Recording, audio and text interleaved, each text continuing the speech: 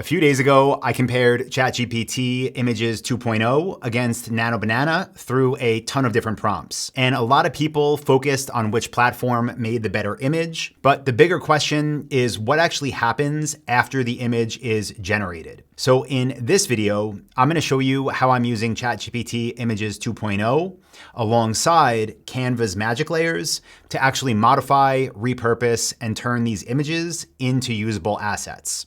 If you remember in the last video, I gave ChatGPT the prompt, a clean Instagram style post promoting a high-end cold plunge, minimal tech space, modern wellness branding, neutral color palette. And this is what it came back with. Looked great. But typically, when you give a prompt, especially one that's basic, but even some more advanced ones, there are things that you want to tweak and have refined.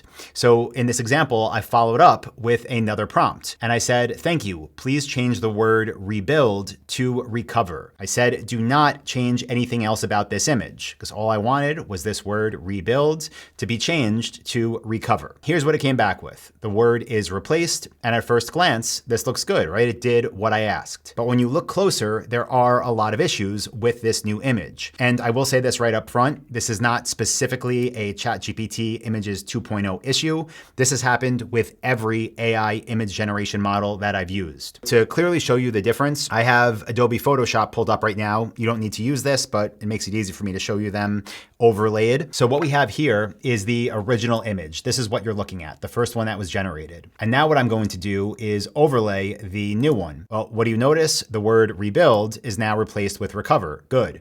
Now you also notice some things with the lighting. The lighting definitely is different. There's more contrast in the original. Again, this is the original. This is new.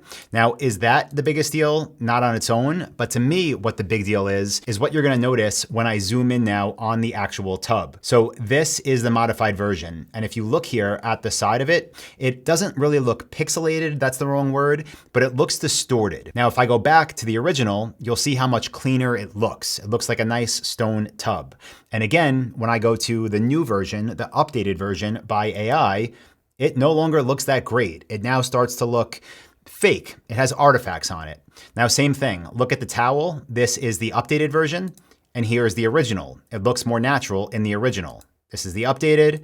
This is the original. This is something that I've been trying to avoid the longest time because again, I like to have my images updated after they're created because I usually have tweaks I want made. But unfortunately, this is still not the solution by just following up with more and more prompts because as you do that, it's almost like if you uploaded the same video to YouTube 1,000 times, it starts to look worse and worse and worse. This is just one prompt changing it, but picture this happening more and more with every prompt you give, and eventually you got a bunch of garbage. So here is what I do instead, and what I would recommend you do as well. We are going to use a tool from Canva that is called Magic Layers. You can go to canva.com/magic.layers. And then if you're logged in, you can click this button right here that says try Magic Layers. When you do that, it's going to ask you to upload an image. So I uploaded the original version of that Instagram post from ChatGPT, and then I'm simply going to select it. And this is where things start to get cool. So if you notice the rainbow sort of line going over the image, what this is actually doing is taking every element of this image and turning it into a layer. A layer is something editable individually instead of just being a static image where if you change one thing, you can't go in and just change the text.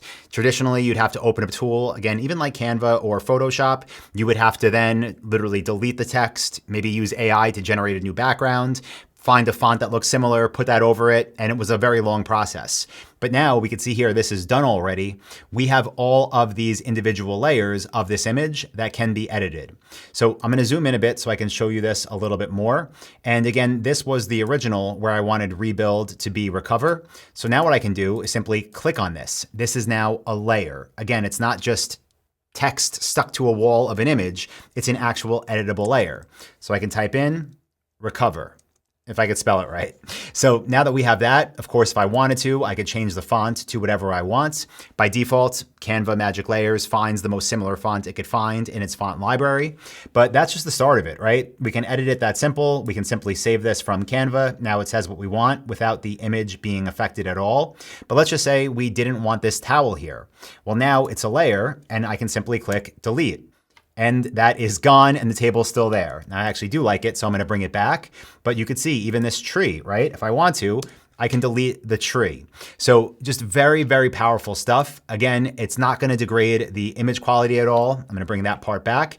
If I want to, I can even delete this wall. You can do this stuff literally for hours if you wanted to. I just love it. I'm going to put everything back so it looked good originally. That's why I didn't want the whole thing modified.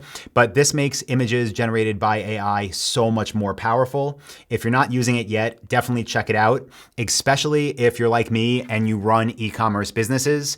We do have a design team. I'll tell you, they are getting smaller. And a big reason why is because now it's so much easier for me to get ideas out of my head and turned into something usable.